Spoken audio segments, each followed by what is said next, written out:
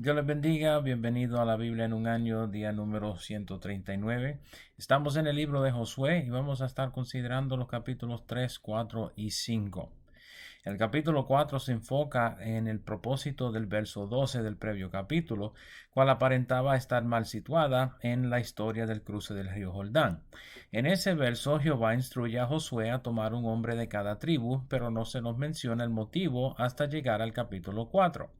La orden a tomar los 12 hombres se reitera con mayor explicación en los versos 2 y 3 del capítulo 4.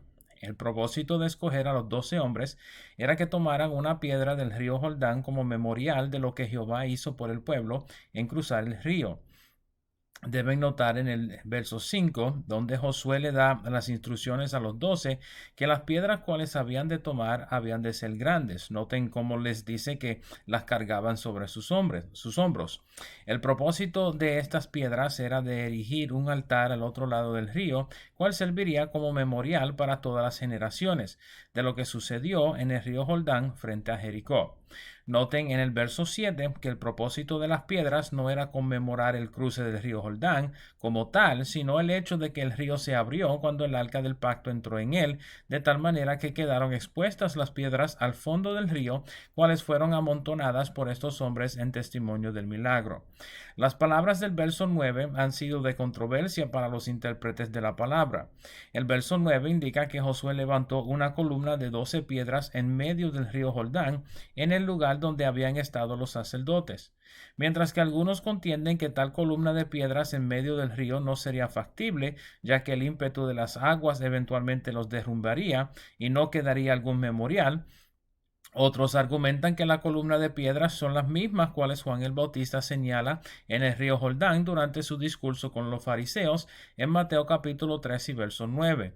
De todos modos, el río acababa de ser abierto por un milagro y sería poca cosa que las 12 piedras permanecieran en su forma, como el libro actualmente indica que sucedió. No obstante, el verso 20 indica que 12 piedras también fueron quitadas del río y erigidos en Gilgal como un memorial del cruce del río.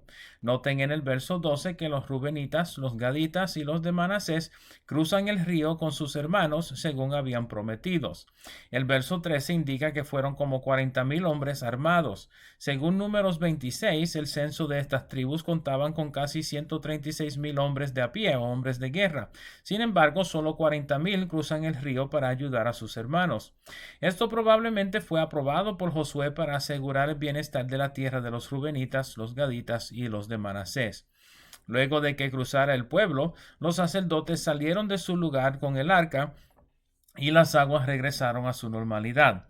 Noten en el verso 19 el tiempo de su cruce del río, cual fue el día 10 del primer mes. Esto indica que el tiempo de su cruce fue tan solo 4 días antes de la Pascua, cual se hablará en el próximo capítulo.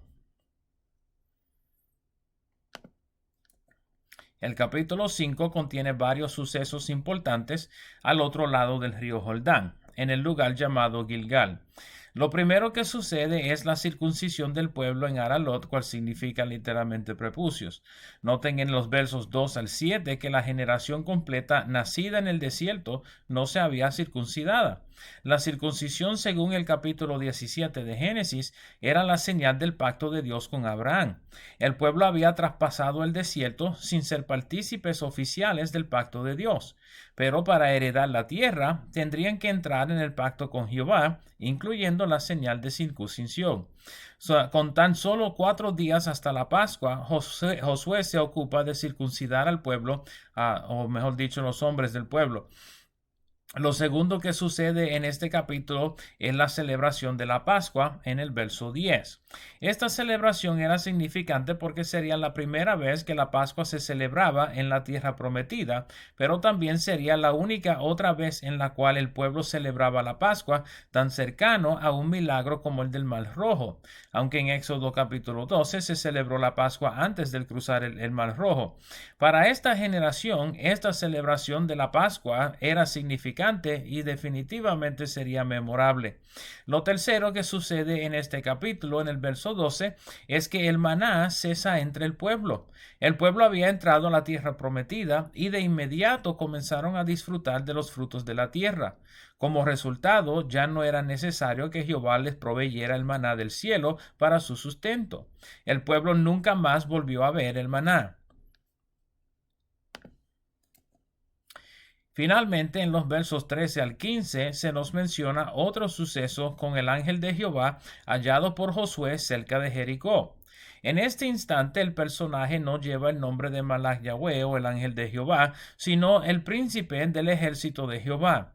Noten en el verso 13 que Josué no lo reconoce de inmediato, pero luego en el verso 14, al reconocer que este personaje era nadie menos que Jehová mismo, manifestado en la persona de Jesús, como lo fue con Moisés en Éxodo 33:11, Josué se postra sobre su rostro en tierra y le adora.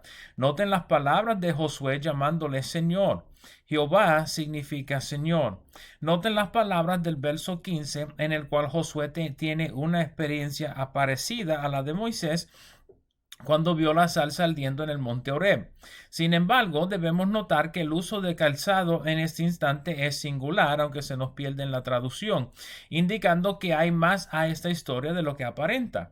Es preciso que esta historia venga luego de la historia de Rahab, porque la nuera de Rahab, Ruth, fue redimida por Booz con la entrega de un calzado en el libro de Ruth capítulo 4 verso 8. Al quitar su calzado, Josué entregaba su derecho a la tierra para que el Señor la redimiera frente a él y el pueblo de Israel. El capítulo 6 contiene la historia de la toma de la ciudad de Jericó por los israelitas. En los primeros 14 versos leemos acerca de las instrucciones de Jehová en cuanto a la toma de la ciudad y la implementación del plan por Josué, los sacerdotes y los hombres de guerra.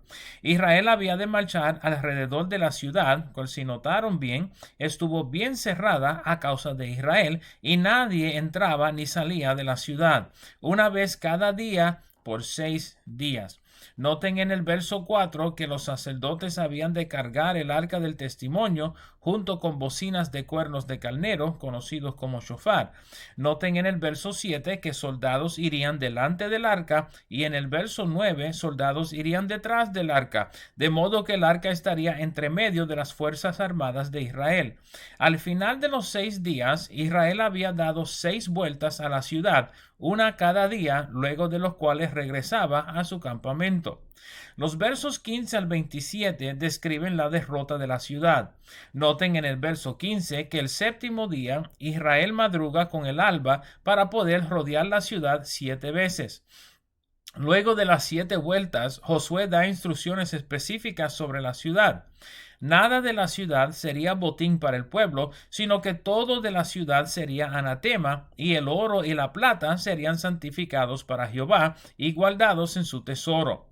Luego de dar las instrucciones, los 7 sacerdotes con shofar sonaron las bocinas y el pueblo gritó a gran voz. Al gritar el pueblo, el muro de la ciudad se derrumbó y el pueblo subió a la ciudad de frente. Esto indica que el muro actualmente se cayó a nivel de que el pueblo pudiera tener acceso a la ciudad por el escombro del muro. El muro de Jericó es pensado haber sido al menos 12 pies de alto y 6 pies de ancho completamente alrededor de la ciudad. Sus torres son estimadas haber sido de unos 28 pies de alto e intencionadas como refuerzos para el muro en caso de una invasión. Como mencionaré en un momento, estas medidas no parecen ser correctas. Sin embargo, ni el muro ni sus torres fueron lo suficientes fuertes como para resistir el poder de Dios. Noten en el verso 21 que todo habitante de la ciudad, junto con los animales, fueron destruidos a filo de espada.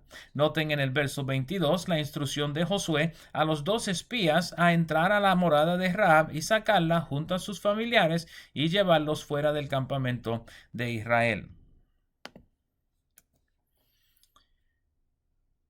Noten que el verso 24 indica que Jericó fue quemada junto con todo lo que quedaba en ella.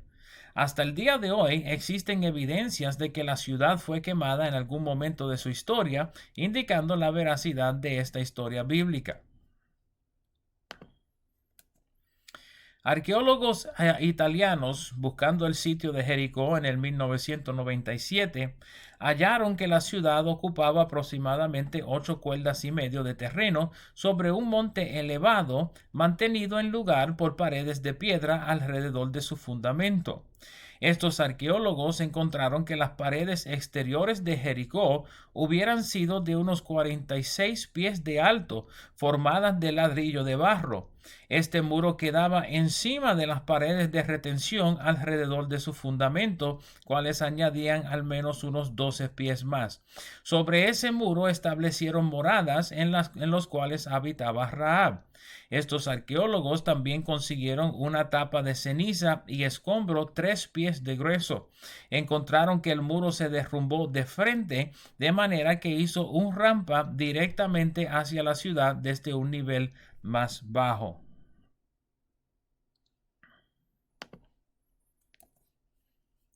Noten en el verso 25 que Rahab mora entre el pueblo de Israel, y recuerden que todo su pueblo fue ejecutado en la ciudad. En el verso 26, Josué pronuncia juicio sobre quienes intentaran reconstruir la ciudad. El capítulo termina con la afirmación de que Jehová estaba con Josué y que su fama se hizo notorio en la región. Estos han sido los capítulos 3, 4, 4, 5 y 6 del libro de Josué. Espero les sean de provecho y nos veremos por esta parte otra vez mañana. Dios les bendiga, Dios les guarde.